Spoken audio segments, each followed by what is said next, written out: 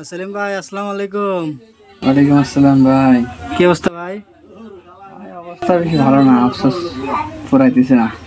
আচ্ছা সেলিম ভাই, আমার এই মনের মধ্যে একটা প্রশ্ন খুব খটকা লাগতেছে, বুঝছেন? এই প্রশ্নটার একটু উত্তর দেন সে। কোন দেই আপনার তো সব আজব খালি প্রশ্ন আমার কাছে, কোন দেই। সেলিম ভাই, কোনসে মানুষ কোন কোন সময় সবচেয়ে বেশি আফসোস করে?